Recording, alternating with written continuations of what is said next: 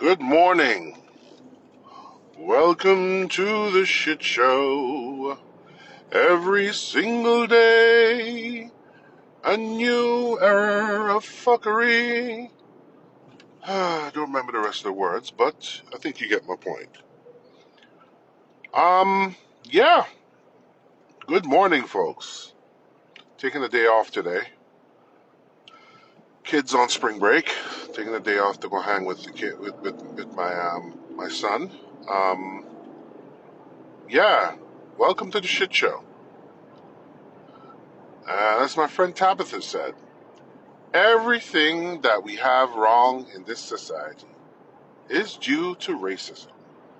Everything's racist. Thank you, Levert the Baseman. Everything's racist. It's all about that.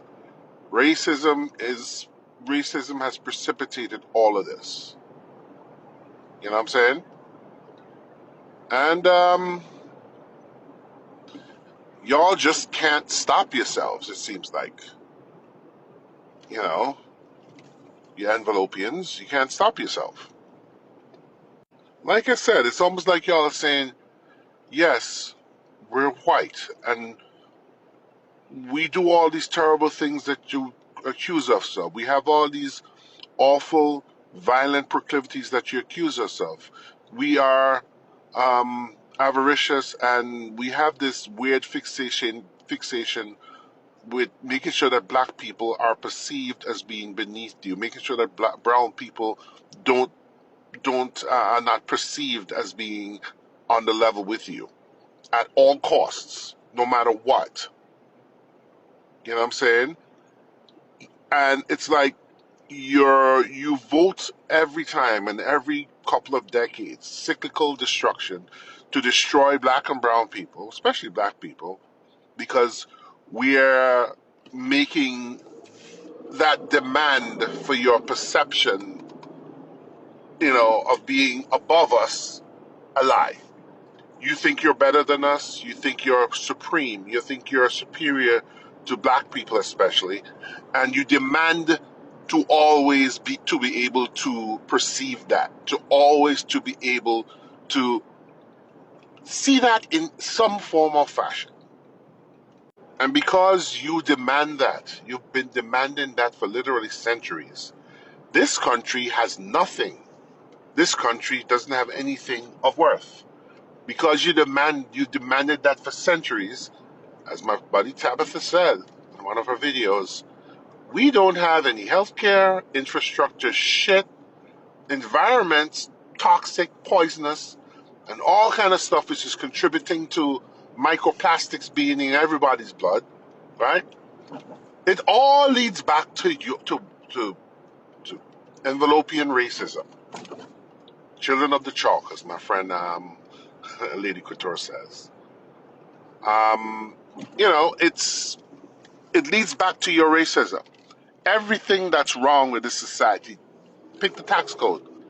Everything that's wrong with this society leads back to your racism, and there's no way around it. Even though you don't want to deal with it, there's no way around it.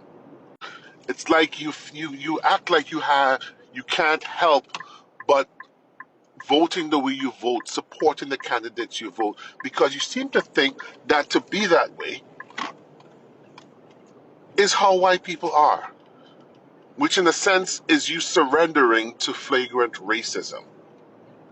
The way a majority of white Americans vote and the way they behave when people try to tell them about what they're doing.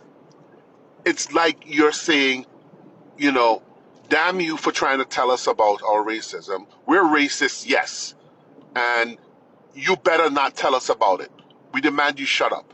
Matter of fact, we'll break everything that we all depend on to make you shut up. We'll break everything we all depend on to to protect, to our dying breath, to protect the perception that we are better and above you. We'll do whatever we have to. And that's just the way us white folks are. We can't help it. We are white, and that's what we do. We can't help it. This is how white people are. This is who we are. And a lot of white folks, white liberals will say, well, no, we're not, this is not us, this is not us. But you know something, those of you liberals who say this is not us, not enough of you have ever changed the tide in decades of voting to overturn that, to make it so that white people, when you look at the numbers, get to say that this is not who we are. Enough of you liberals haven't turned the tide so that white people get to look at raw stats, not opinions and feelings.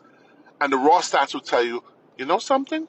White people are not for racism. White people are not for this kind of genocidal, nihilistic stuff. White people, look at how we voted. We voted in the majority against that. And again, you couple that with the across the board American problem of political unsophistication and political just ignorance.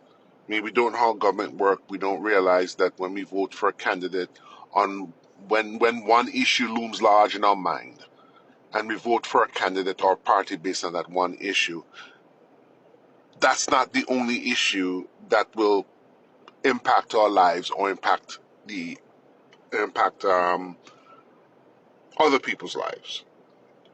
If voting for a candidate or party comes with a whole suite of policies, a whole suite of consequences in all kind of areas that you may not have been focused on. That's what I'm talking about. That's the political unsophistication across the board of the American electorate. We are unsophisticated, ignorant folks when it comes to politics, and we're proud of it. The maxim, I'm not that into politics, I don't do politics, is still cute to be uttered in polite settings, in social settings. It's cute for people to say that. It's still cute. And that is a glaring red herring for political unsophistication, political ignorance. And that political ignorance is fucking us all over right the fuck now. That political ignorance mixed in with a healthy dose of entitled, unapologetic racism tied to, frankly, subliminally tied, in white people's minds, that racism, that entitled, unapologetic racism, is tied to the identity of whiteness. And this is mostly subliminal. This is a subconscious, fusing of that proclivity, of that attitude, of that ideology to what whiteness is. Go argue with your mama. Like I've said before, how can you consciously avail yourself of your subconscious? So those who may want to come up and say, oh, not all white people, you don't know what's in my heart. Bullshit. The numbers, the raw numbers, the stats, how you vote, how you voted decades upon decades for years and years, tell me that it's part of your ideology and how you behave socioculturally, sociopolitically with this racism, right? It's fused with your racial identity. This is just last year. The only group that seems to vote against racism is black people, yet again. And this is decades of data showing how white people vote. From since the 70s up to 2012. We know how 2016 went down. Yeah, this is 2016.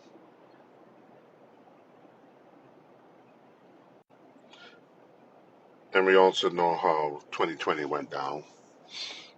And, the first picture I showed you was of 2024. So, hey, everything that a lot of white people are complaining about, quality of life, people crying on TikTok about what China has and why China has this quality of life and why Japan has certain quality of life and certain places in Europe have certain quality of life.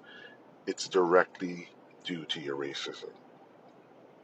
It's like y'all don't know of any other way to be. And you keep faffling, but you hold on to this whiteness with all your might. Good morning. So I'm doing another episode in the series of this because I need folks to understand that the way a collective amount of, you know,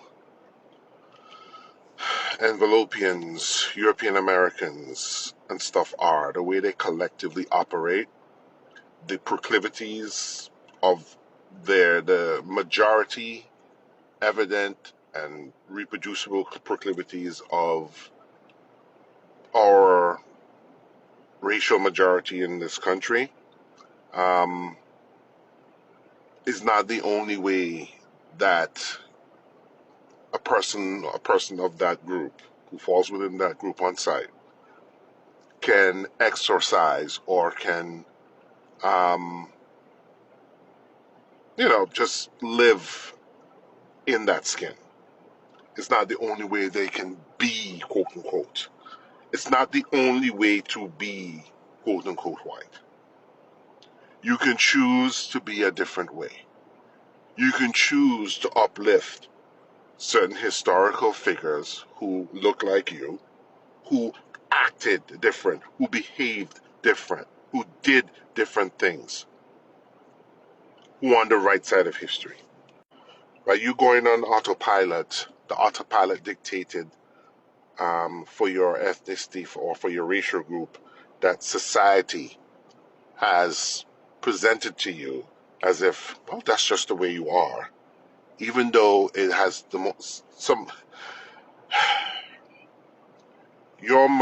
majority demographic in this country has to collectively claim some of the most heinous crimes against humanity known, right, in history.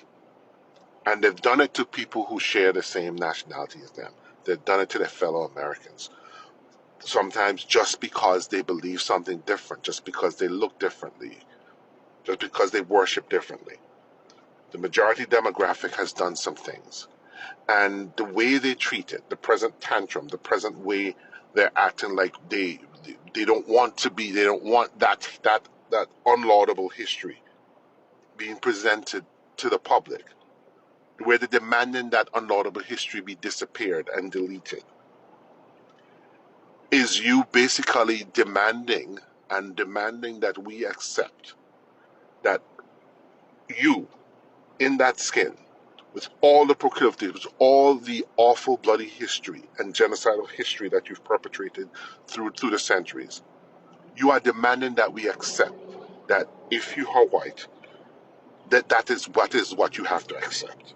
We have to accept that from you. We have to accept that you're violent like that. We have to accept that you are forever anti-black, that you are forever anti-other, that you will forever try to make sure that you feel by any means necessary that you are on top, that you are in charge, that you are in control of everything. You trying to tell us that we need to accept that from you. And I'm saying that is not the only way to be. Look at this. In the pictures and the videos that you see of Elizabeth walking, she's actually trying to get to the next bus stop to get away from these. I concentrated on getting to that bus stop. She had to wait for the bus, sitting all alone on a bench with all these crazy people surrounding her, spewing insults, threats, and slurs. But here's something heartwarming and interesting. When you look over all the images from that day, you see Elizabeth, the angry protesters, the reporters, but this one caught my eye. Who is this middle-aged white woman in this checkered dress?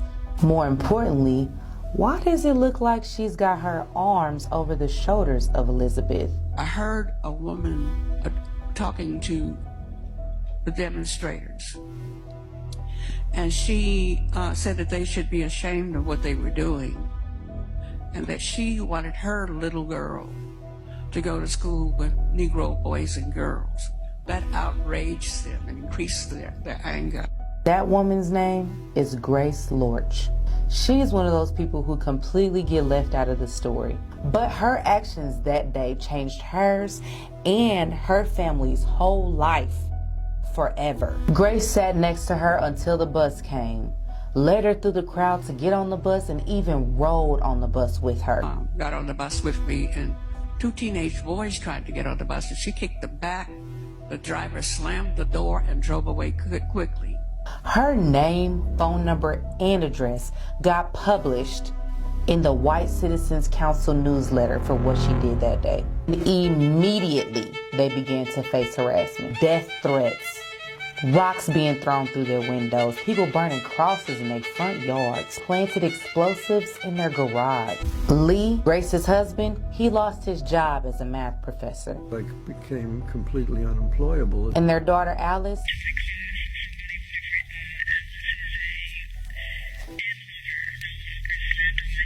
state and federal officers began investigating them for communist What activity. they were trying to do is discredit anybody who would oppose segregation. Ended up having to move to Canada. The Attorney General of Arkansas reported to the Canadian authorities about them being communist. They still suffered at the hands of these Southern racists. They never returned to the United States. My family and I have done some things that had to be done. Now, look at what they went through. Look at what they did. This is spontaneous. Yes, it's individualized, but at the same time, if you told the history of these people, instead of trying to celebrate people who have done the opposite, who have been nihilistic, who have perpetrated who have murked people of different color just for simply being human, and genocided people all over this place, right? For the crime of happening to be here and in control of resources that they wanted. I mean, if you look at how the Lork family, operated, it's a choice by you guys to be that way. And I know a lot of you think, again, that I said, I'm not into politics, I don't vote based on that, and tradition, my granddaddy voted Republicans, this, that, and stuff. It's a choice still. Your autopilot is a choice. And the decision, the insistence on remaining ignorant, the insistence on, just maintaining a certain policy, a certain hegemony, despite the carnage it has precipitated and is still precipitating, is a choice. Is that the only way you know how to be?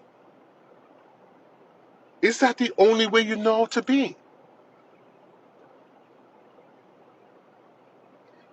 And I'm saying right now, this is why black people are not letting up and not shutting up. Because